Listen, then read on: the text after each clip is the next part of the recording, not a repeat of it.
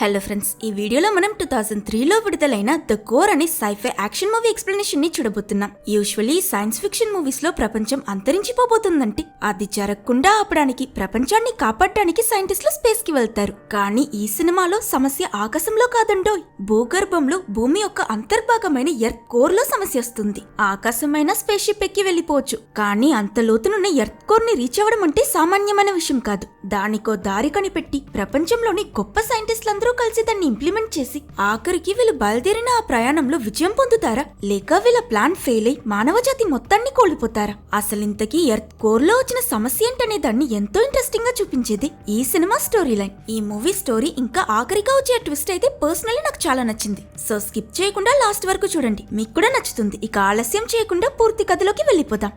Open చేస్తే ఒక high profile business meeting. అందరూ ఇంపార్టెంట్ గా ఏదో డిస్కస్ చేస్తూ ఉంటారు. అప్పుడు మధ్యలో సూట్ వేసుకుని నవ్వుతూ మాట్లాడుతున్న ఒక అతను క్యాషువల్ గా వాచ్ చూసుకుంటాడు. సడన్లీ అది తిరగడం ఆగిపోయి ఒక్కసారిగా ఈ వ్యక్తి కళ్ళు తిరిగి ఏదో స్పృహ కోల్పోయినట్టు కింద పడిపోతాడు. అన్కాన్షియస్ అయ్యాడనుకుంటాం, కానీ ఈ వ్యక్తి స్పాట్ లోనే చనిపోయాడు. అట్ ద సేమ్ టైం అదే సిటీలో వీళ్ళ సరౌండింగ్స్ లోని ఒకరు తరువాత ఒకరని ఒక్కొక్కరుగా నార్మలీ బిహేవ్ చేస్తున్న 32 మంది పట్టపటమని కింద పడి స్పాట్ లోనే చనిపోతారు. కట్ చేస్తే కాలేజ్ లో పిల్లలకి పాఠాలు తీస్తున్న ఈ సినిమా హీరో అయిన డాక్టర్ జోష్వాని చూపిస్తారు. ఇతను ఒక జియోఫిజిక్స్ ప్రొఫెసర్, అతని ఫీల్డ్ లో టాప్. ఇలా క్లాస్ నడుస్తూ ఉంటే సడన్లీ డోర్ ఓపెన్ చేసుకుని ఇద్దరొస్తారు. చూడ్డానికి స్టూడెంట్స్ లా లేరు. ఎవరమ్మా మీరని హీరో అడిగే లోపే వాళ్ళిద్దరూ ఈ జేమ్స్ బాండ్ సినిమాల్లో వచ్చినట్టు FBI ఏజెంట్స్. డాక్టర్ జోష్వా మీరు మాతో రావాలని డైరెక్ట్ గా మోసుకు వెళ్ళిపోతారు. నెక్స్ట్ సీన్ లోనే మనకు తెలుస్తుంది ఎలా అయితే హీరోని రీజన్ చెప్పకుండా తీసుకొచ్చారు. అలానే అతని ఫ్రెండ్ అయిన ఇంకో ప్రొఫెసర్ డాక్టర్ సర్జే ని కూడా లాక్కొచ్చారని. ఈ డాక్టర్ సర్జే హై ఎనర్జీ వెపన్స్ లో స్పెషలిస్ట్. ఇద్దరికీ ఏం అర్థం కాదు. ఎక్కడికి రా అనుకునే లోపే ఆ FBI ఏజెంట్స్ వీళ్ళని ఒక సీక్రెట్ మిలిటరీ బేస్ కి తీసుకొస్తారు. మాకు ఇంతవరకే యాక్సెస్ ఉంది, మీరు లోపలికి వెళ్ళండి సార్ అని ఆ FBI ఏజెంట్స్ వీళ్ళిద్దరిని ఒక రూమ్ లోకి పంపిస్తారు. ఏం అర్థం కాక రూమ్ లో ఎవరూ లేకపోవడం చూసిన ఇద్దరు ఫ్రెండ్స్, సరే చూసి చాలా రోజులైంది, ఇంకేంటి విశేషాలు, పెళ్ళెప్పుడు, అసలు గర్ల్ ఫ్రెండ్ దొరికిందా నీకు అని కాకమ్మ కవర్లో మాట్లాడుతూ అలా హీరో క్యాషువల్ గా పక్కనే టేబుల్లో ఏదో ఉండడం చూసి దాని మీద చేరబడతాడు. కానీ ఇక్కడే వీళ్ళకి మైండ్ బ్లాక్ అయ్యే ఒక షాక్. ఆ టేబుల్ మీద ఒక శవం ఉంటుంది. అమ్మో శవం అని తుల్లిపడి తలెత్తి చూస్తే ఆ రూమ్ మొత్తం శవాలే. ఇది మిలిటరీ బేసా మార్చరీ అని అర్థం కాక వీళ్ళిద్దరు ఐ థింక్ మనం రాంగ్ రూమ్ లోకి వచ్చేసామనుకుంటామని అంటూ ఉన్నప్పుడు సడన్లీ వెనక నుంచి మీరు రాంగ్ గా ఈ రూమ్ కొచ్చుంటే రాగానే వేసేసి ఉండేవాడినని అంటూ ఒక మిలిటరీ జనరల్ ఎంట్రీ ఇస్తాడు. ఓకే జెంటిల్మెన్, ఇంట్రడక్షన్ కి టైం లేదు. మీరిద్దరూ మీ ప్రొఫెషన్స్ లో టాప్ ప్రొఫెసర్స్ అని నాకు తెలుసు. అసలు మ్యాటర్ ఏంటంటే ఈ రోజు మార్నింగ్ సరిగ్గా 10:30కి మన సిటీలోని ఒకే ఏరియాకి చెందిన ఈ 32 సిటిజన్స్ కారణం లేకుండా సింప్లీ పడి చనిపోయారు.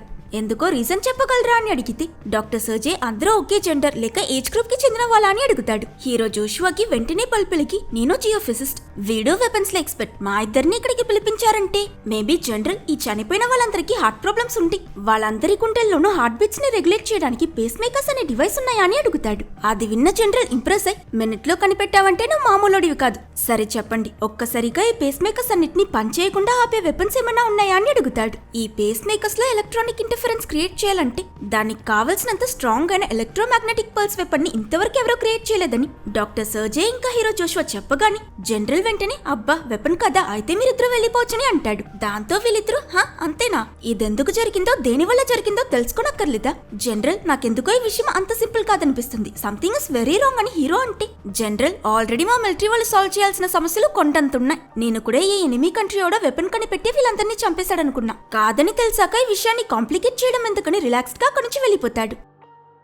బట్ జాషువా చెప్పింది నిజమే, ఈ స్ట్రేంజ్ ఈవెంట్స్ ఇంతటితో ఆగిపోలేదు. మరుసటి రోజే లండన్ లో పక్షులు గుంపులుగా పిచ్చి పట్టినట్టు కన్ఫ్యూజ్ గా ఎగురుతూ వాటిని అవే గుద్దుకుంటూ మనుషుల్ని గాయపరిచి విండోస్, కార్స్ అని అన్నిటినీ కొట్టుకుని విలవిలలాడిపోతాయి. ఈ ఇన్సిడెంట్ వల్ల ఆ సిటీలో వందల బర్డ్స్ గాయపడి చనిపోయి వీధుల్లో పడిపోతాయి. ఈ సంఘటనలో జోషువా ఒక విషయాన్ని నోట్ చేస్తాడు. జస్ట్ లైక్ ఈ కాంపస్ లో నార్త్ ఏదో తెలియకపోతే ఆ ముళ్ళలా కొట్టుకుంటుందో మైగ్రేట్ అవుతున్న ఈ బర్డ్స్ కూడా దారి తెలియక అలానే కొట్టుకుని చనిపోయాయి. ఇప్పుడు ఇది ముందేమో ఆ పేస్ మేకర్స్ పనిచేయక ప్రజలు చనిపోవడం, రెండు ఎలక్ట్రోమాగ్నెటిక్ ఫీల్డ్ డిస్టర్బ్ అవ్వడం వల్లే జరిగాయి. సో ప్రపంచం ఏదో ఒక పెద్ద కెటాస్ట్రోఫిక్ ఈవెంట్ ని ఎదుర్కోబోతుందని తెలుసుకున్న హీరో జాషువా వెంటనే తన టీం ని పిలిచి లాస్ట్ 2 years లో నాకు ప్రపంచంలో జరిగిన అన్ని స్ట్రేంజ్ యానిమల్ మైగ్రేషన్స్, ముఖ్యంగా ఈ డాల్ఫిన్, వేల్స్ అని సముద్రం వదిలేసి ఒడ్డుకొచ్చాయా, అలాగే కారణం లేకుండా ఏవైనా ప్లేన్స్ క్రాష్ అయిపోయాయా అని అన్నిటినీ సర్చ్ చేయండి. ఇవన్నిటితో పాటు ఎర్త్ యొక్క 3D మోడల్ కూడా డిజైన్ చేయండి, నాకు అది కూడా కావాలి. హెల్ప్ చేయడానికి ఏ క్లాస్ నుంచి ఎంతమంది టాప్ స్టూడెంట్స్ ని తీసుకుంటారో మీ ఇష్టం. ఈ రోజు మనం ఈ ఎలక్ట్రోమాగ్నెటిక్ ఫీల్డ్ ఎందుకు డిస్టర్బ్ అవుతుందో తెలుసుకోవాల్సిందే అని ఆర్డర్ చేస్తాడు. అట్ ద సేమ్ టైం ఒక స్పేస్ షటిల్ వెళ్లిన మిషన్ పూర్తి చేసుకుని ఎర్త్ కి తిరిగి రావడానికి రెడీగా ఉంటుంది. ఈమెనే ఈ టీమ్ కి అసిస్టెంట్ కమాండర్, పేరు బెక్. ఇంత చిన్న వయసులోనే ఇంత పెద్ద పొజిషన్ లో ఉందంటే చెప్పనవసరం లేదు కదా. తను చాలా షార్ప్ అయిన నావిగేటర్. కొత్త విషయాలు నేర్చుకోవాలన్న ఆతృతతో తను కమాండర్ దగ్గర సార్ ఈ రోజు నేను ల్యాండ్ చేస్తానని అడిగితే ఆ పెద్దయినా మాత్రం నో నా వల్ల కదా కమాండర్ నేనున్నా కదా నేను ల్యాండ్ చేస్తానని బెక్ రిక్వెస్ట్ ని డినై చేస్తాడు.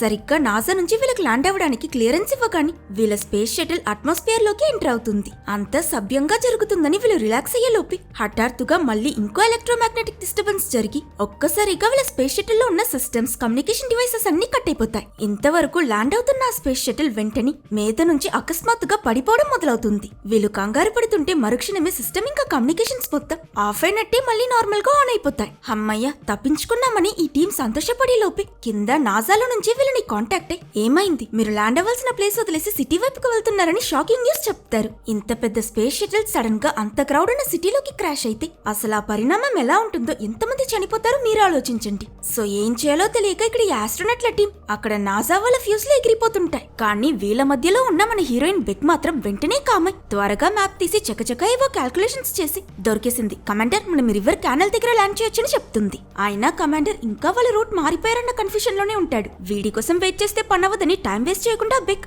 వెంటనే కమాండర్ ని బైపాస్ చేసి నాసా వాళ్ళని కాంటాక్ట్ అయ్యి న్యూ కోఆర్డినేట్స్ కన్ఫర్మ్ చేయండి, ఎల్ఏ రివర్ క్యానల్ దగ్గర మేము ల్యాండ్ చేయొచ్చని అడిగితే వాళ్ళు కూడా చెక్ చేసి కన్ఫర్మ్ మీరు అక్కడ ల్యాండ్ చేయొచ్చని చెప్తారు. వెంటనే బెక్ ఈ స్పేస్ షటిల్ ని ఫుల్ కంట్రోల్ లోకి తీసుకుంటుంది. కానీ ఇది మామూలు ల్యాండింగ్ కాదు, నది దగ్గర ఉన్న క్యానల్ దగ్గర ల్యాండ్ చేస్తున్నారు. అక్కడ మొత్తం బ్రిడ్జ్లే. ఆ స్పేస్ షటిల్ ని ఈ బ్రిడ్జెస్ మధ్యలో నుంచి దూర్పుతూ అతి కష్టం మీద ఎలాగో దాన్ని కిందకి దిస్తారు. అయినా అప్పటికే ఆ షటిల్ పీస్ లై పూర్తిగా ఇరిగిపోతుంది. బట్ అదృష్టవశార్థం ఆ లోపల ఉన్న ఆస్ట్రోనట్ల టీం మొత్తం ప్రాణాలతో తప్పించుకుంటారు. ఎటో తన టీంతో రీసెర్చ్ పూర్తి చేసుకున్న హీరో జోష్వా అసలు ప్రాబ్లం ఏంటో కనిపెట్టేశాడు. సమస్య అతను ఊహించిన దానికన్నా పెద్దదని తెలియగాని కొంచెం కూడా ఆలస్యం చేయకుండా వాళ్ళ దేశంలో గవర్నమెంట్ కోసం పనిచేసే టాప్ లెవెల్ సైంటిస్ట్ డాక్టర్ జిమ్స్కీని కలుస్తాడు. ఫ్యాన్స్ కి అలవాటు పడ్డ ఆ సైంటిస్ట్ దగ్గరికి వెళ్లి హీరో తన చేతిలో ఉన్న ఫైల్ ఇచ్చి సార్ ఇది చూడండి అంటే వీడిని ఫ్యాన్ బాయ్ అనుకున్న జిమ్స్కీ ఫటాఫటా ఫైల్ మీద ఆటోగ్రాఫ్ చేసి తిరిగిస్తాడు. సైన్ కాదు సైలెంట్ గా ఇది కొంచెం చదవండి అని జోష్వా అంటే అంత టైం లేదబ్బాయి, అయ్యగారికి పని మీద వైట్ హౌస్ వరకు వెళ్ళాలి, టాటా బాయ్ బాయ్ అని పోస్ట్ కొడుతూ వెళ్లడం చూసి ప్రపంచం అంతరించిపోబోతుంది, నా రీసెర్చ్ కరెక్టా లేదా అని చెక్ చేసి చెప్పండి డాక్టర్ జిమ్స్కీ అని అంటాడు. ఏంటి ప్రపంచం అంతరించిపోబోతుందా, ఏ సినిమా చూసొచ్చావు, జోక్ చేయకని నవ్వుతూ డాక్టర్ జిమ్స్కీ ఆ ఫైల్ అలా స్కాన్ చేస్తూ ఒక్కొక్క పేజ్ చదువుతూ ఉంటే ఫేస్ లో ఉన్న స్మైల్ మొత్తం షాక్ గా మారి ఇదెలా పాసిబుల్, నో నువ్వు ఖచ్చితంగా రీసెర్చ్ లో ఏదో తప్పు చేసి ఉంటావని కంగారు పడతాడు. దానికి జోష్వా నా డిస్కవరీ తప్పైతే మంచిదే, కానీ అన్ఫార్చునేట్లీ ఇది పూర్తిగా నిజం, మనం మేజర్ చేంజెస్ ని ఎదుర్కొనే రోజు త్వరలోనే రాబోతుందని చెప్పి అక్కడి నుంచి వెళ్ళిపోతాడు. కానీ ఈ గవర్నమెంట్ సైంటిస్ట్ మాత్రం వెంటనే తన ఆఫీస్ కి తిరిగొచ్చి డ్రాలో నుంచి ఒక టాప్ సీక్రెట్ ఫైల్ ని బయటకు తీసి దాన్ని హీరో డేటాతో కంపేర్ చేసి వెంటనే మనం స్టార్టింగ్ లో చూసిన మిలిటరీ జనరల్ కి కాల్ చేస్తాడు. అట్ ద సేమ్ టైం ఆ జనరల్ మన హీరోయిన్ బెక్ తో మాట్లాడుతుంటాడు. వీళ్ళకి ఇంకా స్పేస్ షటిల్ సడన్లీ రూట్ మారడానికి కారణం ఎలక్ట్రోమాగ్నెటిక్ ఫీల్డ్ లో జరిగిన డిస్టర్బెన్స్ అన్న విషయం తెలియదు కదా, కాబట్టి ఆ షటిల్ ని నడిపింది బెక్కే కనుక తన మీద ఎంక్వైరీ వేస్తారు. ఎక్కడ పనిలో నుంచి తీసేస్తారో అని బెక్ సార్ ఇందులో నా తప్పేం లేదు, నేను ఈ పొజిషన్ కి రావడానికి ఎంతో కష్టపడ్డాను, ఆ సిచ్యువేషన్ లో నేనేం చేయాలో అదే చేశానని చెప్తే మీ క్రూ ఒక స్పేస్ షటిల్ ని క్రాష్ చేసింది, ఇది అంత చిన్న విషయం కాదు, ఎంక్వైరీ కమిషన్ లో జరిగింది జరిగినట్టు చెప్పు బెక్కని జనరల్ చాలా సీరియస్ గా చెప్తూ ఉన్నప్పుడే ఆ గవర్నమెంట్ సైంటిస్ట్ జిమ్స్కీ అతనికి కాల్ చేస్తాడు. ఇటు రీసెర్చ్ పూర్తి చేసుకున్న జోష్వా ఒక భారం తగ్గిందన్నట్టు అతని బెస్ట్ ఫ్రెండ్ డాక్టర్ సర్జే అదే ఆ వెపన్స్ లో ఎక్స్పర్ట్ తో బార్ లో కూర్చుని మందు తాగుతూ ఉన్నప్పుడు మళ్ళీ ఆ FBI ఏజెంట్స్ వచ్చి ఇద్దరిని లాక్కు వెళ్ళిపోతారు. అండ్ ఈసారి వాళ్ళని డైరెక్ట్ గా వైట్ హౌస్ లోపలికి తీసుకువెళ్తే అక్కడ రూమ్ ఫుల్ గా దేశంలోని ఇంపార్టెంట్ అఫీషియల్స్ కూర్చుని ఉంటారు. ఆ గవర్నమెంట్ సైంటిస్ట్ జిమ్స్కీ హీరో దగ్గరకు వచ్చి నువ్వేం కనిపెట్టావో వీళ్ళందరికీ చెప్పని అంటే హీరో చాలా సీరియస్ గా ముందుకు వెళ్లి ఇంకో 1 year లో మనమందరం పోతాం, ప్రపంచం అంతరించిపోబోతుందని సింపుల్ గా చెప్పి వెనక్కి వెళ్ళిపోతాడు.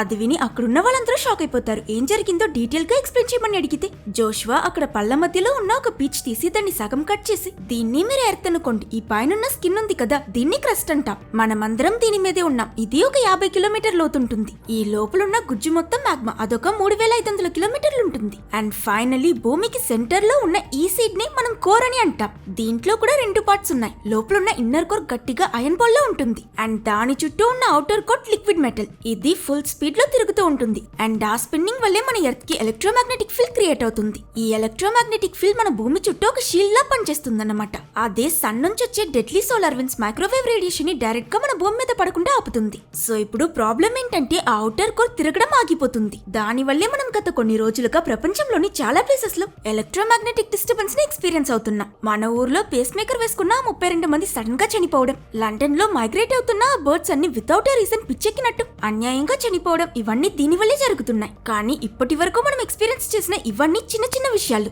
ఆ ఔటర్ కోర్ త్వరలోనే పూర్తిగా స్పిన్ అవ్వడం ఆగిపోతుంది. అలా ఆగితే మన భూమి చుట్టూ ఉన్న ఎలక్ట్రోమాగ్నెటిక్ షీల్డ్ పోయి ఇదిగో లిటరలీ ఇలా మన ప్రపంచం మొత్తం కాలి అంతరించిపోతుందని చెప్తాడు. ఇది విని ఆ హైయర్ అఫీషియల్స్ ఇంకా మన దగ్గర ఎంత టైం ఉందని అడిగితే హీరో జోషువా 6 months, మాక్సిమం గా 1 year అంతే అని చెప్తాడు. ఇది జరగకుండా ఆపడానికి సొల్యూషన్ ఏంటని ఇంకో అఫీషియల్ అడిగితే జోషువా నవ్వుతూ ఇంపాసిబుల్, స్పేస్ కి వెళ్లడం కూడా ఈజీ ఎందుకంటే అది ఖాళీగా ఉంటుంది. కానీ ఎర్త్ లోకి, అందులోనూ 4000 కిలోమీటర్ల అడుగుకి వెళ్లడం అంటే అక్కడ ప్రెషర్, హీట్ తట్టుకోలేం. మాక్సిమం గా ఒక 10 కిలోమీటర్లు డ్రిల్ చేసుకుని లోపలికి వెళ్ళగలం అంతే. అంతకు మించి వెళ్తే మనం వెళ్లే షిప్ ప్రెషర్ కి క్రష్ అయి దారుణంగా చేస్తాం. సో సొల్యూషన్ లేదు, ఏమీ లేదు, ఇది ఇంపాసిబుల్ అని అంటాడు. అప్పుడు సడన్లీ ఆ గవర్నమెంట్ సైంటిస్ట్ జిమ్స్ కి మనం ఎర్త్ కోర్ వరకు వెళ్ళలేం, అందుకే సొల్యూషన్ లేదు, ఇది ఇంపాసిబుల్ అని అంటున్నాం. కానీ వాట్ ఇఫ్ మనం వెళ్ళగలం అంటే అని చెప్తాడు. అది విన్న హీరో జోషువా కన్ఫ్యూజ్ అవుతాడు. టీం మొత్తం ఒక హెలికాప్టర్ ఎక్కి చాలా దూరం ట్రావెల్ చేసుకుని వచ్చి ఒక ఎడారిలో ల్యాండ్ అవుతారు. ఇక్కడ విలని డాక్టర్ బ్లాక్ అని ఇంకో బ్రిలియంట్ సైంటిస్ట్ మీట్ అవుతాడు. ఈయన గవర్నమెంట్ సైంటిస్ట్ జిమ్స్కిని చూడగానే పటాకాయలా పేలిపోతూ 20 ఏళ్ళు నా రీసెర్చ్ కొట్టేసి గవర్నమెంట్ లో జాబ్ పట్టేసా, ఏంటి ఎఫర్ట్ లేకుండా అంత పెద్ద పొజిషన్ లో కూర్చోవడం సమ్మగా ఉందా అని సటైరేస్తాడు. వీళ్ళ మాటల్లోనే మనకి జిమ్స్కి డాక్టర్ బ్లాక్ రీసెర్చ్ దొంగతనం చేయడంతో ఆపకుండా ఎందుకురా ఇలా చేసావని అడిగినందుకు ఆయన్ని ఎడారిలో పడేశాడని తెలుస్తుంది. అప్పుడు వీళ్ళతో వచ్చిన మిలిటరీ జనరల్ ఓకే స్టాప్, ఇప్పుడు పాయింట్ అది కాదు, ఇప్పుడు మన దగ్గర టైం లేదు, త్వరగా మీ ఇన్వెన్షన్ ని చూపించండి మిస్టర్ బ్లాక్ అని అంటాడు. చూపిస్తానని డాక్టర్ బ్లాక్ కూడా వీళ్ళందరినీ ఒక ప్లేస్ కి తీసుకువెళ్లి తన ఇన్వెన్షన్ ని చూపిస్తాడు. ఇదొక హై ఫ్రీక్వెన్సీ పల్స్ లేజర్. దాన్ని వాళ్ళ ముందున్న ఒక కొండ వైపుకి ఏం చేసి బటన్ నొక్కగాని సెకండ్ లో ఆ కొండ మధ్యలో నుంచి టనల్లో ఒక పెద్ద హోల్ పడుతుంది. అది చూసి హీరోతో సహా అక్కడున్న వాళ్ళందరి మైండ్ బ్లాక్ అయిపోతుంది. ఇంత ఫాస్ట్ గా అంత క్లియర్ కట్టా అని అందరూ ఆశ్చర్యపోతుంటే డాక్టర్ బ్లాక్ మాత్రం సర్వసాధారణంగా ఇది జస్ట్ ట్రైలర్ మాత్రమే అని వీళ్ళందరినీ లోపలికి తీసుకువెళ్లి ఇప్పుడు అసలు సినిమా చూపిస్తానంటూ ఒక చిన్న మెటల్ బాక్స్ లా ఏదో తీస్తాడు. ఈ మెటల్ పేరు అన్నప్టేనియం. దీన్ని నేను ఎంతో కష్టపడి తయారు చేశానని చెప్తూ డాక్టర్ బ్లాక్ అందులో ఒక చిన్న ఎలుక పెట్టి ఆ బాక్స్ ని క్లోజ్ చేస్తాడు. మిగతా వాళ్ళు రియాక్ట్ అయ్యే లోపు వెంటనే అతను కనిపెట్టిన అదే లేజర్ గన్ తీసుకుని స్ట్రైట్ గా ఈ బాక్స్ మీదకి ఫైర్ చేస్తాడు. కానీ ఇక్కడి ట్విస్ట్, కొండని సైతం ఖాళీ చేసిన ఆ లేజర్ బాక్స్ ని దాటుకుని దాని వెనకున్న ఐరన్ స్లాబ్ ని మెల్ట్ చేస్తుంది. కానీ ఈ అన్నప్టేనియం బాక్స్ కి సింగిల్ స్క్రాచ్ కూడా తగలదు. అందులోనూ బాక్స్ ఓపెన్ చేసి చూస్తే అందులో ఉన్న ఎలుక కూడా సేఫ్ గా ఉంటుంది. అప్పుడు డాక్టర్ బ్లాక్ ఈ మెటీరియల్ హీట్ ఇంకా ప్రెషర్ ఎక్కువయ్యే కొద్దీ అది ఆ ఎనర్జీ తీసుకుని ఇంకా స్ట్రాంగర్ గా తయారవుతుంది. అండ్ ఇదిగో స్పేస్ కి వెళ్లేది స్పేస్ షిప్ అయితే ఇదే మన ఎర్త్ షిప్. దీన్ని నేను పూర్తిగా ఆ అన్నప్టేనియం మెటల్ తో తయారు చేశాను. కానీ ఇది కంప్లీట్ గా పూర్తవడానికి 10-12 సంవత్సరాలు పడుతుందని అంటాడు. దానికి ఆ గవర్నమెంట్ సైంటిస్ట్ అంత టైం లేదంటే సరే ఎంత టైం ఉందని బ్లాక్ అడుగుతాడు. దానికి జనరల్ సీరియస్ గా 3 months ఇస్తాం, టైం తీసుకుని పూర్తి చేసి అని అంటాడు. ఈ ఎర్త్ షిప్ పూర్తి చేసే పని అయితే స్టార్ట్ అవుతుంది. కానీ అప్పుడే మన హీరో జోషువా జనరల్ దగ్గరికి వెళ్లి అందరూ సెట్టే గానీ ఇంకొక మెంబర్ మిస్ అవుతున్నాడు, మన టీమ్ లోకి ఒక ర్యాట్ కూడా రావాలని అంటాడు. ఏంటి ర్యాట్ కావాలా అని మనం కన్ఫ్యూజ్ అవుతూ ఉంటే నెక్స్ట్ సీన్ లోనే FBI ఒక అపార్ట్మెంట్ ని బీభత్సంగా సరౌండ్ చేసి రైడ్ చేస్తుంది. వీళ్ళ టార్గెట్ ఇదిగో, ఇతని పేరు Theo, Nick name rat, master level hacker. వీడు వాళ్ళు రావడం చూడగానే సిస్టమ్ లో ఉన్న డేటా మొత్తం డిలీట్ చేసేసి ముందు వీళ్ళ FBI అని పవర్ చూపించి అతన్ని భయపెట్టాలనుకుంటే రే నేనంతా ఫన్ కోసం FBI డేటాబేస్ నే హ్యాక్ చేసిన వాడినని వీడు వాళ్ళకన్నా ఎక్కువ పోస్ట్ కొడతాడు. ఇరిటేట్ చేశారంటే మీ అక్రమ సొమ్ము ఎక్కడుందో సెకండ్స్ లో కలెక్ట్ చేసి సెన్సేషన్ క్రియేట్ చేస్తానని అందరినీ బ్లాక్మెయిల్ చేస్తాడు. ఇది విన్న హీరోకి ఓకే హ్యాపీ, అంతే మనకు కావాల్సింది వీడే, ఫిక్స్ చేసేయండి అని అంటాడు. ఈ హ్యాకర్ పెద్ద తోపే అని అర్థం చేసుకున్న ఈ జనరల్ ఇంకా జిమ్స్కి కూడా అతనికి ఏం జరిగిందో మొత్తం చెప్పి ఈ మిషన్ గురించి బయటకు తెలిస్తే ప్రపంచం మొత్తం ప్రజలంతా పానిక్ కి గురవుతారు. అది జరగకుండా ఉండాలంటే మనం ఈ ఇన్ఫర్మేషన్ ని కంట్రోల్ చేయాలి. అండ్ ఇంటర్నెట్ ని నీకన్నా బాగా ఎవరూ కంట్రోల్ చేయలేరు ర్యాట్, మాకు నీ సహాయం కావాలని అడిగితే దానికి ఈ ర్యాట్ సింపుల్ గా ఓకే కానీ నాకు అన్లిమిటెడ్ సినిమా అడిగినప్పుడల్లా స్నాక్స్ ఇవ్వాలని డీల్ కి ఒప్పుకుంటాడు. హ్యాకర్ ని సెట్ చేసుకున్నాక వీళ్ళకి ఇప్పుడు ఆ ఎర్త్ షిప్ ని డ్రైవ్ చేయడానికి పైలట్స్ కూడా కావాలి కదా. సో సీన్ షిఫ్ట్ అవ్వగానే మనకి షటిల్ క్రాష్ అయిన ఎంక్వైరీలో ఉన్న హీరోయిన్ బెక్ ని చూపిస్తారు. తనని ఉద్యోగంలో నుంచి తీసేస్తారనుకుంటే సర్ప్రైజింగ్లీ వీళ్ళు ఉల్టా యూటర్న్ కొట్టి షిప్ క్రాష్ అవడానికి నీకు ఎలాంటి సంబంధం లేదు, ఇది జియోమాగ్నెటిక్ డిస్టర్బెన్స్ వల్లే జరిగింది, టైం కి రియాక్ట్ అయ్యి హీరోలా డేని సేవ్ చేసింది నువ్వే బెక్ అని తన మీదున్న చార్జెస్ క్లియర్ చేయడం మాత్రం కాకుండా మీలాంటి గొప్ప పైలట్సే మాకు కావాలి, కంగ్రాచులేషన్స్, నిన్ను మీ కమాండర్ ని ఒక కొత్త మిషన్ కి రియాసైన్ చేస్తున్నామని వీళ్ళిద్దరిని కూడా ఈ కోర్ రెస్క్యూ మిషన్ లో పడిస్తారు. అక్కడ కట్ చేస్తే నెక్స్ట్ సీన్ లో మనకి వీళ్ళ ప్రపంచంలోని గొప్ప సైంటిస్టులందరినీ ఒకచోట పోగు చేసి ఒక మీటింగ్ లో అరేంజ్ చేసి ఉంటారు. అది స్టార్ట్ అవడానికి ముందు డాక్టర్ బ్లాక్ హీరో సిమ్స్ కి వాళ్ళ దగ్గర వాళ్ళు తయారు చేయాలనుకుంటున్న ఎర్త్ షిప్ మోడల్ చూపిస్తూ, ఇదిగో చూస్తున్నారుగా ఇదే కాక్పిట్, దీనిలో నేను గింబల్ సిస్టమ్ సెట్ చేసా. షిప్ ఎటు తిరిగినా కాక్పిట్ మాత్రం టర్న్ అవ్వకుండా లెవెల్ గా ఉంటుంది. సూపర్ కదా అని తన క్రియేషన్ గురించి గొప్పగా చెప్తుంటాడు. వీళ్ళందరి మధ్యలో హీరో టై కట్టుకోవడానికి కూడా ఇబ్బంది పడటం చూస్తున్న హీరోయిన్ అతనికి హెల్ప్ చేస్తున్నప్పుడు, ఐ థింక్ ఇక్కడ ఉన్న వాళ్ళందరిలో నేనే చాలా అన్డిసర్వింగ్ అనిపిస్తుందని హీరో అంటే, అయ్యో అలా ఎందుకు ఆలోచిస్తున్నారు, ఈ మిషన్ కెప్టెన్ మిమ్మల్ని సెలెక్ట్ చేశారంటే దానికి ఖచ్చితంగా ఏదైనా కారణం ఉంటుందని బెక్ కంఫర్ట్ చేస్తే, కరెక్టే కానీ ఈ మిషన్ కి కెప్టెన్ నేను కదా అని హీరో వెక్స్ అవుతాడు.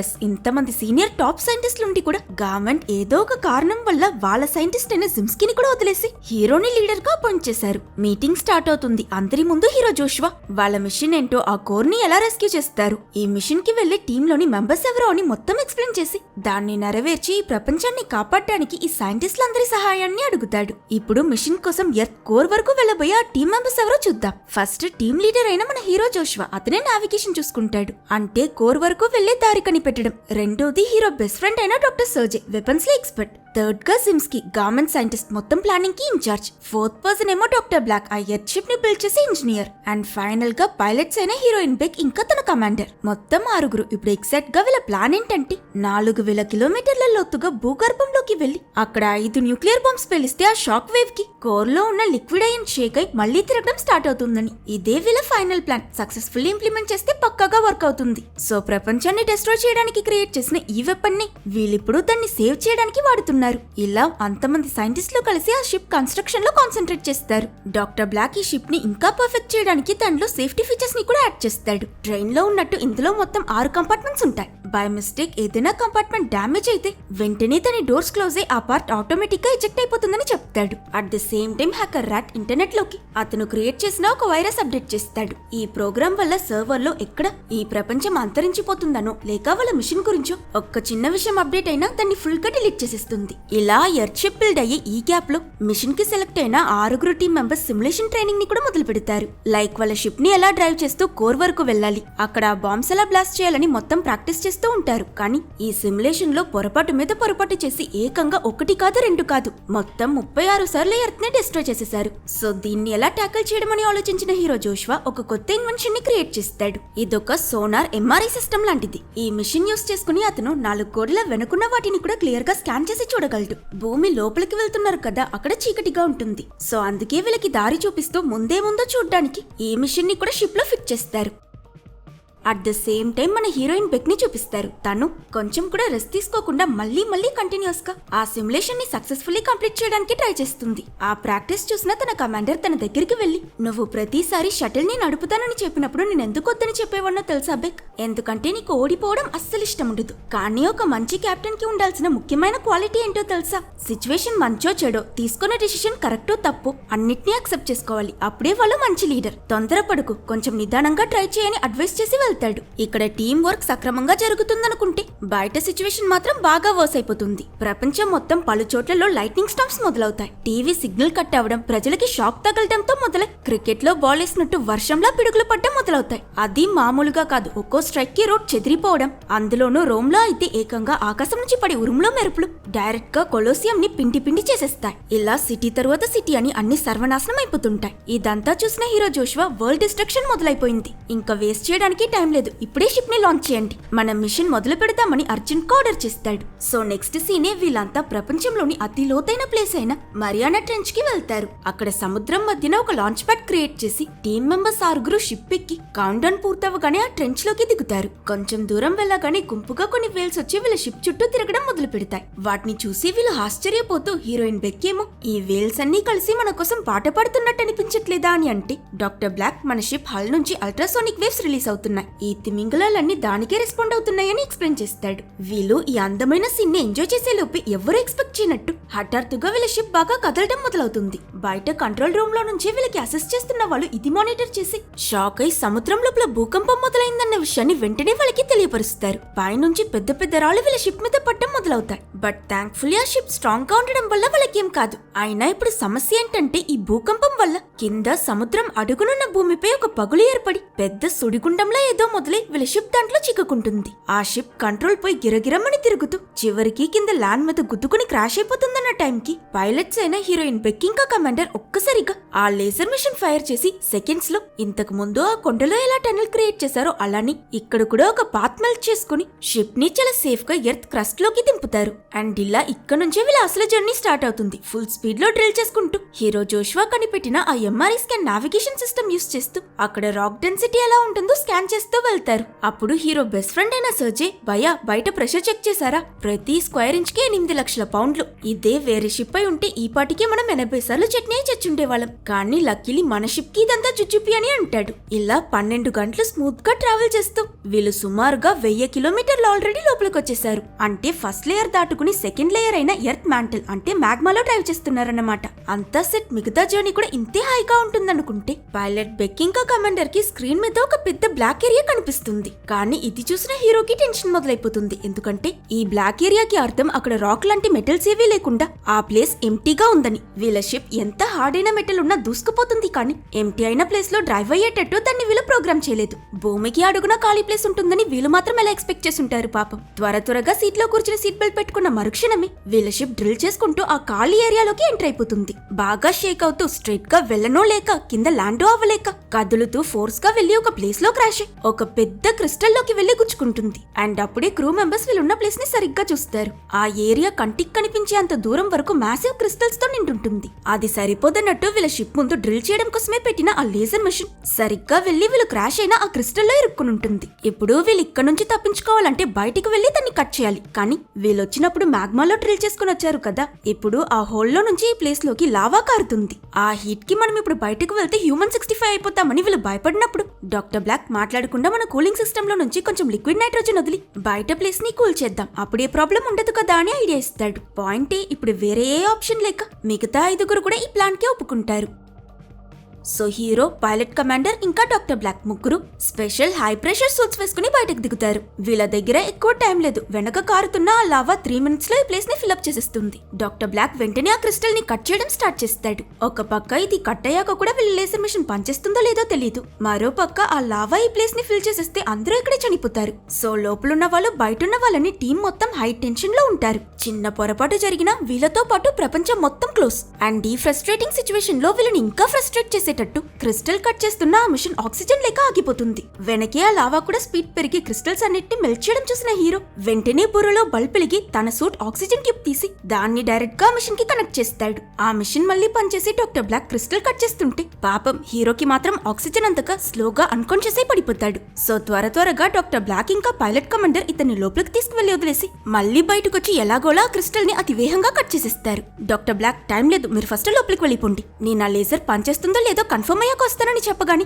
సరే అని డాక్టర్ బ్లాక్ కూడా లోపలికి వెళ్తాడు. బెక్క లేజర్స్ ని టెస్ట్ చేస్తుంది. మిషన్ ఆన్ అవ్వగానే మొత్తం టీం అంతా ఎస్ అని ఊపిరి పీల్చుకుంటారు. బయట కమాండర్ కూడా హమ్మయ్య అని సంతోషపడిన మరుక్షణం ఆ లావాలో మెల్ట్ అవుతున్న క్రిస్టల్స్ లో ఒక చిన్న పీస్ మాత్రం మీద నుంచి పడి స్ట్రైట్ గా ఆయన హెల్మెట్ లో నుంచి స్కల్ లోకి దూరిపోతుంది. అంతే, మనిషి స్పాట్ అవుట్. ఆయన బాడీ అలా వెనక లావాలో పడిపోతుంది. టీం కి ఏడవడానికి కూడా టైం లేదు. లోపల ఉన్న వాళ్ళంతా షాక్ లోనే ఉంటారు. బెక్ ప్రస్తుతం టీమ్ లో ఉన్న ఒకే పైలట్ త్వరగా రియాక్ట్ అయ్యి షిప్ స్టార్ట్ చేసి ఆ బబుల్ నుంచి బయటికి డైరెక్ట్ గా మ్యాగ్మాలోకి తీసుకువెళ్లిపోతుంది. ఇది జరిగిన కొంత టైం తర్వాత హీరోకి మెలకు వచ్చి పక్కన కమాండర్ లేకపోవడం చూసి ఆయన ఎక్కడని అడుగుతాడు. టీం మొత్తం సైలెంట్ గా ఉండడం చూసి హీరో జోష్వాకి అర్థమైపోతుంది తన టీమ్ లో ఒక మెంబర్ చనిపోయాడని. అతనికి చాలా బాధ అనిపిస్తుంది. ఎంత సాడ్ అనిపించినా ఆగిపోలేరు కదా, కాబట్టి జర్నీని ముందుకు కంటిన్యూ చేస్తారు. బెక్ షిప్ ని డ్రైవ్ చేస్తూ ఉంటే వెనక కంపార్ట్మెంట్స్ లో హీరో జోష్వా, డాక్టర్ బ్లాక్ ఇంకా సర్జే ముగ్గురు తీసుకొచ్చిన న్యూక్లియర్ బాంబ్స్ ని చెక్ చేస్తుంటారు. అప్పుడు మళ్ళీ బెక్ స్క్రీన్ మీద ఏదో బ్లాక్ ఆబ్జెక్ట్స్ కనిపించడం గమనించి కంగారు పడి అవేంటో చూడడానికి వెంటనే గవర్నమెంట్ సైంటిస్ట్ జిమ్స్కీ ని పిలుస్తుంది.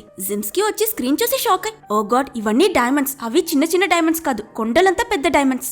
అవి ఒక్క ప్లేస్ లో లేవు, మ్యాగ్మాలో ఫ్లోట్ అవుతూ అటు ఇటు తిరుగుతున్నాయి. వాటికి గుద్దుకుంటే షిప్ డ్యామేజ్ అయిపోతుందని అంటాడు. అంటే ఇప్పుడు ఈ సమస్య నుంచి బెక్ మాత్రమే వీళ్ళని కట్టెక్కించగలదు. తను ఆ షిప్ ని డ్రైవ్ చేస్తూ మోతున్న ప్రతి పెద్ద డైమండ్ కి తగలకుండా ఫుల్ కాన్సన్ట్రేషన్ తో చాలా కష్టం మీద నావిగేట్ చేస్తుంది. అన్నిటినీ మిస్ అవుతూ ఎస్ ఫీల్డ్ దాటేసామనుకునే లోపే చివరికున్న ఒక షార్ప్ అయిన డైమండ్ సరిగ్గా వీళ్ళ లాస్ట్ కంపార్ట్మెంట్ కి తగులుతుంది. అవుతుంది. దీంతో వాళ్ళ సేఫ్టీ కోసం ఇన్స్టాల్ చేసిన సిస్టమ్ యాక్టివేట్ అయి ఆటోమేటిక్ గా డ్యామేజ్ అయిన కంపార్ట్మెంట్ డోర్ క్లోజ్ అయిపోయి 30 సెకండ్స్ లో ఆ కంపార్ట్మెంట్ ఎజెక్ట్ అయిపోతుందని కౌంట్ డౌన్ చూపిస్తుంది. హీరో, అతని బెస్ట్ ఫ్రెండ్ సర్జర్, డాక్టర్ బ్లాక్ ముగ్గురు ఆ కంపార్ట్మెంట్ లోనే ఉంటారు. డోర్ క్లోజ్ అవడానికి ముందు వాళ్ళు బయటకు పరిగెడతారు. కానీ అప్పుడే సర్జర్ కి ఆ బాంబ్స్ ల కంట్రోల్ యాక్చువల్లీ లోపలే ఉందన్న విషయం గుర్తుకొచ్చి అవి తీసుకురావడానికి మళ్లీ లోపలికి పరిగెడుతూ వెళ్లి క్లోజ్ అయిపోతున్న డోర్ లో నుంచి జస్ట్ మిస్ లో ఆ కంట్రోల్ బాక్స్ ని జోషువా పట్టుకొని బయటకు విసిరేస్తాడు. దానికి మరుక్షణమే ఆ కంపార్ట్మెంట్ డోర్ లాక్ అయిపోతుంది అండ్ సర్జర్ లోపలే ఇరుక్కుపోతాడు. హీరోకి ప్రాణం పోయినంత పని అయిపోతుంది. హలో బెక్, వినిపిస్తుందా? నేను మాట్లాడేది వినిపిస్తుందా? త్వరగా కమాండ్ ని ఓవర్ రైట్ చేసి డోర్ ఓపెన్ చేయి. సర్జే లోపలిరుక్కున్నాడని అరుస్తాడు. అది విని పైలట్ రూమ్ లో ఉన్న సిమ్స్ కి వెంటనే నో బెక్, అలా చెయ్యొద్దు. డోర్ ఓపెన్ చేస్తే ఒక్క కంపార్ట్మెంట్ డ్యామేజ్ అవడం వల్ల షిప్ మొత్తం పోతుంది. చెయ్యొద్దని ఆపుతాడు. హీరోయిన్ బెక్ కళ్ళు ఆ కమాండ్ ఓవర్ రైట్ చేసే బటన్ మీదే ఉంటుంది. అండ్ ఇక్కడే తనకి తన కమాండర్ చెప్పిన మాటలు గుర్తుకొస్తాయి. ఒక మంచి లీడర్ ఓటమి, గెలుపు అన్నిటినీ అక్సెప్ట్ చేసుకోవాలి. కొన్ని సిచ్యువేషన్స్ లో కరెక్ట్ అయిన విషయం చేయడానికి తప్పైన డిసిషన్ తీసుకోవాల్సి వచ్చినా చెయ్యాలి. అప్పుడే తను మంచి లీడర్ అని ఉంటాడు కదా. ఇప్పుడు తను అలాంటి డిసిషన్ తీసుకోవాల్సిన సమయం. మనసు బటన్ ప్రెస్ చేయమని చెప్పినా చేస్తే మొత్తం షిప్ డేంజర్ లో పడుతుంది. సో తను హెసిటేట్ అయి ఫైనలీ ఆ బటన్ ప్రెస్ చేయదు. ఈ విషయం తెలియక హీరో అక్కడ సర్జే దగ్గర భయపడుకో, నేను వదిలేసి మేము ఎక్కడికి వెళ్ళట్లేదు, ఆ కమాండ్ ఓవర్ రైట్ చేసేస్తారు, ధైర్యంగా ఉండని ధైర్యం చెప్తూ ఉంటాడు. At the same time doctor Black కూడా మాన్యువల్లీ దీన్ని ఆపడానికి ఎంతలానో ప్రయత్నిస్తుంటాడు. కానీ ఫైనలీ పాపం కౌంట్ డౌన్ ఫినిష్ అయి ఆ లాస్ట్ కంపార్ట్మెంట్ ఎజెక్ట్ అయిపోతుంది. షిప్ నుంచి బయటకు వెళ్లిన ఒకే సెకండ్ లో ప్రెషర్ కి ఆ కంపార్ట్మెంట్ మొత్తం అలా క్రష్ అయి పాపం డాక్టర్ సర్జే దారుణంగా మరణిస్తాడు. తన బెస్ట్ ఫ్రెండ్ కళ్ల ముందే చనిపోవడం చూసిన హీరో జోషువాకి బాధలో పిచ్చ కోపం వచ్చి స్ట్రైట్ గా బెక్ దగ్గరికి వెళ్లి నువ్వే సర్జరీ చంపేశావని అరుస్తాడు. హీరోయిన్ బెక్ కూడా ఇక్కడ ఒకవేళ తను ఆ డైమండ్ కి షిప్ ని గుద్దకుండా డ్రైవ్ చేసుంటే అసలు ఈ సమస్య వచ్చుండేదే కాదు, డాక్టర్ సర్జే ప్రాణాలతో ఉండుండేవాడిని చాలా గిల్టీగా ఫీల్ అవుతూ ఉంటుంది. టీం మొత్తం వాళ్ళ రెండో టీం మెంబర్ ని కోల్పోయిన బాధలో ఉంటారు. ఇప్పుడు మిగిలింది హీరో, హీరోయిన్, జిమ్స్కి ఇంకా డాక్టర్ బ్లాక్ మాత్రమే. అలా వీళ్ళు మధ్యలో ఉన్న మ్యాగ్మాని కూడా దాటుకుని ఫైనలీ ఔటర్ కోర్ ని రీచ్ అవుతారు. అక్కడ మొత్తం లిక్విడ్ మెటలే కదా, దానిలోకి ఎంటర్ అవ్వగాని హఠాత్తుగా వీళ్ళ షిప్ ఏదో లైట్ వెయిట్ అయిపోయినట్టు వేహం కూడి స్పీడ్ గా వెళ్లడం మొదలవుతుంది. బెక్కేమో వావ్, ఈ లిక్విడ్ మనం అనుకున్న దానికన్నా తిన్గా ఉంది, మంచిదే, త్వరగా వెళ్లిపోవచ్చని అంటే జిమ్స్కి మాత్రం ఏదో దయ్యాన్ని చూసినట్టు చాలా నర్వస్ గా డాక్టర్ బ్లాక్ ఈ న్యూ డెన్సిటీని బాంబ్ ఫార్ములాలో మార్చండి అంటాడు. అది విన్న డాక్టర్ బ్లాక్ కూడా అంతే సీరియస్నెస్ తో కంప్యూటర్ లో ఏదో టైప్ చేస్తే కొంచెం సేపట్లోని స్క్రీన్ మీద పెద్ద పెద్ద అక్షరాలతో మిషన్ ఫెయిలియర్ అని కనిపిస్తుంది. అది చూడగానే అందరికీ ఒక్క సెకండ్ భయంలో మైండ్ బ్లాంక్ అయిపోతుంది. అప్పుడు జిమ్స్కి ఈ లిక్విడ్ ఇంత తిన్గా ఉంటే మనం ఎన్ని బాంబులు పేల్చినా ఇక్కడ షాక్ వేవ్స్ క్రియేట్ చేయవు,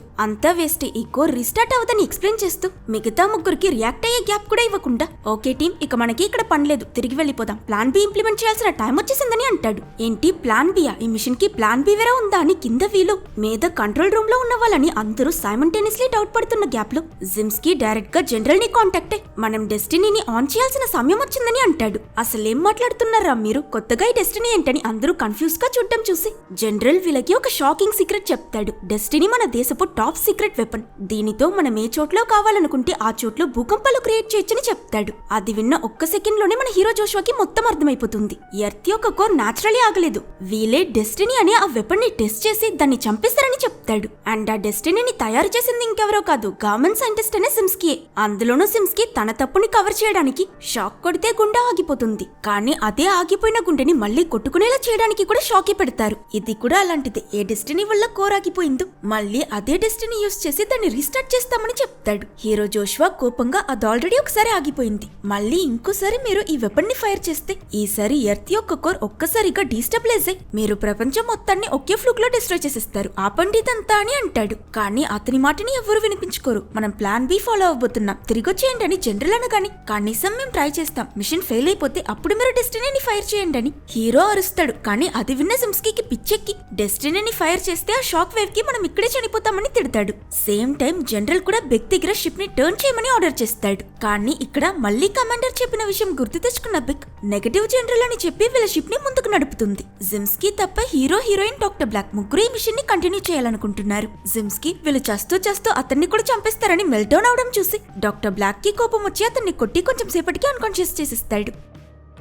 కంట్రోల్ రూమ్ లో జనరల్ కూడా వీళ్ళకి అవకాశం ఇద్దామా వద్దా అని మొహమాట పడుతున్న ఈ సమయంలో ఎలక్ట్రోమాగ్నెటిక్ ఫీల్డ్ ఇంకా వీక్ అయిపోయి భయంకరమైన సోలార్ ఫ్లేర్ డైరెక్ట్ గా ఎర్త్ మీద పడి సముద్రం మొత్తాన్ని ఎవాపరేట్ చేయడం మాత్రం కాకుండా అక్కడ పక్కనే ఉన్న ఒక పెద్ద బ్రిడ్జ్ కూడా ఫుల్ గా మెల్ట్ అయిపోతుంది. వేల మంది మనుషులు ఆ వేడికి కాలి చనిపోతారు. ఇక ఆలోచించి టైం వేస్ట్ చేయడం దండగా అని జనరల్ డెస్టినీని ఫైర్ చేయడానికి కావాల్సిన ప్రిపరేషన్స్ చేయమని చెప్తాడు. కానీ షిప్ లో ఉన్న జోష్వా హ్యాకర్ రాట్ ని సీక్రెట్ గా కాంటాక్ట్ అయ్యి జనరల్ వాళ్ళని డెస్టినీ యూజ్ చేయనివ్వకుండా డిలే చేయమని చెప్తాడు. ఓకే అని చెప్పి రాట్ కూడా దాన్ని హ్యాక్ చేసే పనిలో దిగుతాడు. ఆ తర్వాత హీరో ఇంకా డాక్టర్ బ్లాక్ ఈ మిషన్ ని సక్సెస్ చేయడానికి ఏదైనా సొల్యూషన్ దొరుకుతుందా అని ఆలోచిస్తూ మార్గం వెతకడానికి ప్రయత్నిస్తూ ఉన్నప్పుడు మెలుకున్న సిమ్స్కి అక్కడికొచ్చి వాళ్ళకి ఒక ఐడియా ఇస్తాడు. బాంబ్స్ అన్ని ఒకేసారి డ్రాప్ చేయడానికి బదులుగా ఒక్కొక్కటిగా డ్రాప్ చేస్తే ఎలా పాండ్ లో ఒక రాయ తర్వాత ఇంకో రాయ విసిరితే ఆ రిపుల్స్ అన్ని కలిసి పెద్ద వేవ్ లా మారుతుందో అచ్చం అలాగే మనం బాంబ్స్ ని కూడా సెపరేట్ గా డ్రాప్ చేస్తే అవి పేలి క్రియేట్ అయ్యే రిపుల్స్ షాక్ వేవ్ లా మారి మళ్ళీ కోర్ ని రియాక్టివేట్ చేస్తుందని చెప్తాడు.